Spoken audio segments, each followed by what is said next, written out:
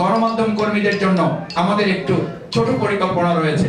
সম্মানিত গণমাধ্যম কর্মী বৃন্দ, সাংবাদিক কল্যাণ তহবিল গঠন করে অসুস্থতা, দুর্ঘটনা, জরুরি পরিস্থিতিতে বাউফলের কর্মরত গণমাধ্যম কর্মীদের আর্থিক ও সামাজিক সুরক্ষা আমরা নিশ্চিত করতে চাই।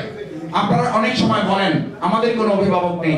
আমি আপনাদের বলি, আপনারা হচ্ছেন বাংলাদেশের অভিভাবক, আপনারা বাউফলের অভিভাবক। আপনাদের অনেকে আমি একথাও বলি, আল্লাহকে ভয় করার পর মানুষ এই পৃথিবীতে, এই সমাজে যাদেরকে ভয় করে আপনারা হচ্ছেন তারা।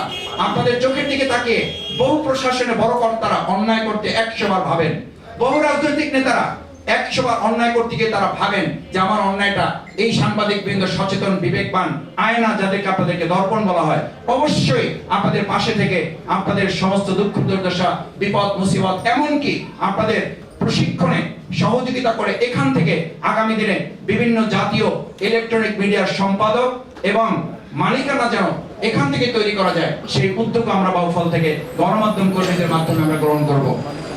বেসরকারি হাসপাতালের সঙ্গে সমন্বয় করে গণমাধ্যম কর্মী ও তার পরিবারের সদস্যদের জন্য ডিসকাউন্টেড চিকিৎসা সুবিধা, এটা আপনাদের জন্য কোনো অনুগ্রহ কিংবা দয়া বা আপনাদের জন্য কোনো অনুকম্পা নয়, এটা আপনাদের প্রাপ্তি হিসাবে সম্মানজনকভাবে এটা আপনাদের হাতে আমরা তুলে দিতে চাই। নিশ্চিত করা বছরে অন্তত একবার গণমাধ্যম কর্মীদের জন্য ফ্রি স্বাস্থ্য ক্যাম্প আমরা পরিচালনা করতে চাই।